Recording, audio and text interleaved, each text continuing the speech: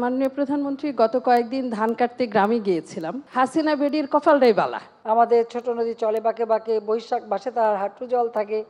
মাননীয় প্রধানমন্ত্রী অবশেষে একজন নারী সাংবাদিককে দিয়েছে। ধন্যবাদ আপনাকে আমাদের কথা স্মরণে রাখার জন্য। অনেক অনেক ধন্যবাদ মাননীয় প্রধানমন্ত্রী। প্রথমেই হচ্ছে এই সংবাদ সম্মেলনে আমরা আপনার এই সময়ে দীর্ঘতম সময়ে প্রেস সচিব ইহসানুল করিম ভাই, যিনি আমাদের সাথে ছিলেন, তিনি নেই, তার কথা মনে পড়ছে নিশ্চয়ই, আমরা সকলেই তাকে স্মরণ করব।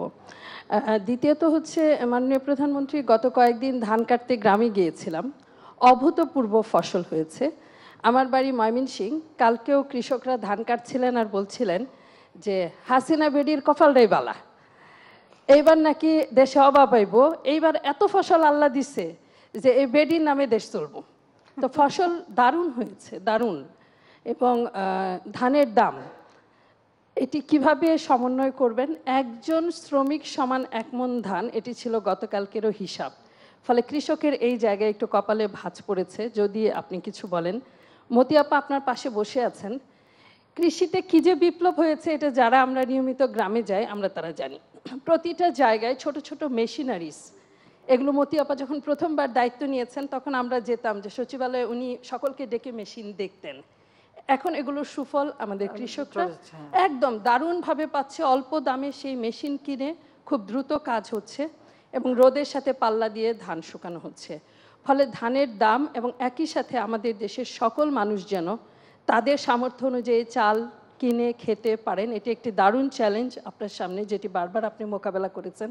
ফলে অনেক মানুষ, আপনি সুনির্দিষ্টভাবে বলেছেন, যারা বেতন দিয়ে সংসার চালান তাদের জন্যই আসলে এখন একমাত্র সংকট সন্তানাদি নিয়ে চলা।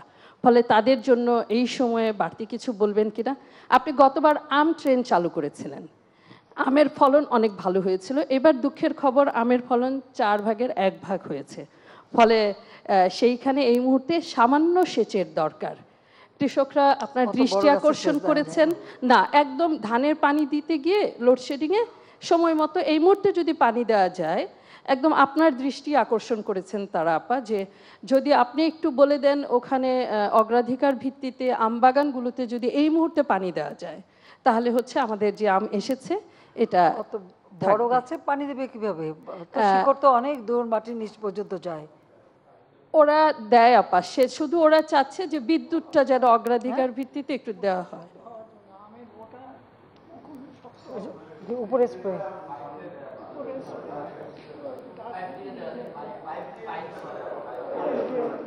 ওতে খুব একটা কাজ হয় বলে তো মনে হয় না।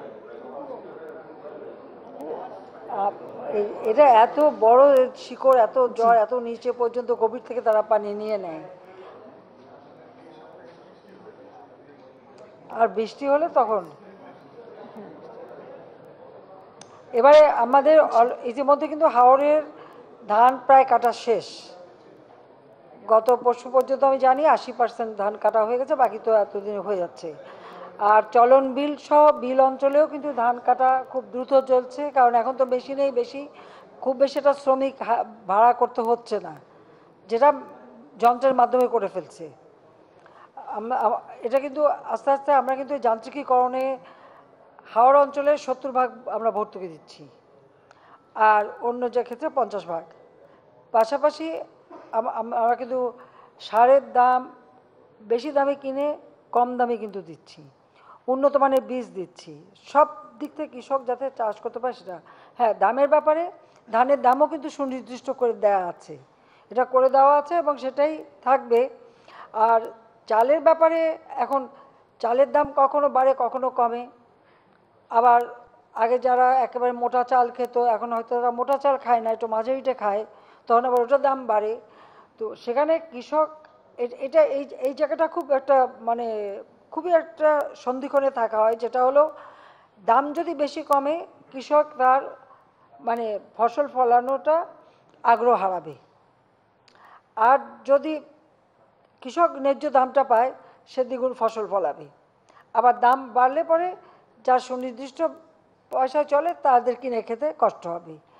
এই জায়গাটা বিবেচনা করেই তো আমরা এই যে পারিবারিক কার্ডের ব্যবস্থা করে দিয়েছি। এখন যেমন ধান উঠে গেছে এবং আমাদের কিন্তু সবসময় হাতে একটা মজুদ থাকে, আপৎকালীন সময়টা মোকাবেলা করার জন্য আমরা একটা মজুদ রাখি এবং সেটা এখনও আছে, সবসময় থাকবে। আবার যখন এই যে এখন বড় উঠবে, আমাদের তো কিছু গুদাম খালি করতেই হবে, যেটা আমরা এই যে রোজার সময় ব্যাপকভাবে খাবার বিলি করলাম, বিলি করে আমাদের কিছুটা জায়গা তৈরি করতে হলো। কারণ প্রত্যেকটা গুদামের উপরে নজর রাখা, যেগুলি নিচের দিকে থাকে সেগুলি উপরে তুলে নিয়ে আসা, সেগুলি দ্রুত দিয়ে দেওয়া, কোন চালটা কতদিন টিকবে সেটা হিসাব করে সেই অনুপাতে মানুষের মাঝে বিলি করা, এই সব কাজগুলি কিন্তু আমরা করে যাই। কাজে সেখান থেকে আমি মনে করি যে এবার যে হারে আমরা বড়োতে যেভাবে ফসল আসছে, আর এখন তো সব জায়গায় তো ধান পেকে গেছে, এখন তো আর পানি দেওয়ার সময় নেই, এখন কেটে ফেলার সময়, অলরেডি কাটা শুরু হয়ে গেছে ধান। পরবর্তীতে আমাদের পরবর্তী ফসল কোথায় আবার কি সেটা আমরা উদ্যোগ নিচ্ছি। এখন আমাদের গবেষণার ফলে কৃষি সাফল্য অনেক বেশি, এখন আর কোনো জমি খালি থাকে না, এটা হলো বাস্তব। আর তরি তরকারি ফলমূলও তো খুব ভালো হচ্ছে, সব কিছুই হচ্ছে। এই খরাটা এটা একটা সাময়িকভাবে আসছে, এটা ঠিক। তো মনে হয় আস্তে আস্তে আমরা এখান থেকেও মুক্তি পাবো। তবে আমাদের দেশে তো সবসময় গ্রীষ্মকাল, আমাদের ছোট নদী চলে বাঁকে বাঁকে, বৈশাখ মাসে তার হাঁটু জল থাকে, পার হয় কত গাড়ি, কি পার হয়। তো এই যে এটা এটা আমরা ভুলে যাই কেন, এটা আমরা ভুলে যাই কেন যে আসলে বৈশাখ চৈত্র বৈশাখ মাসে তো এরকম শুকনো হয়ে যায়, কিন্তু আবার বর্ষাকালে তখন পানি আসবে, আবার হয়তো বেশি বন্যা হলে তখন আবার দুঃখ হবে যে বন্যা হলো কেন।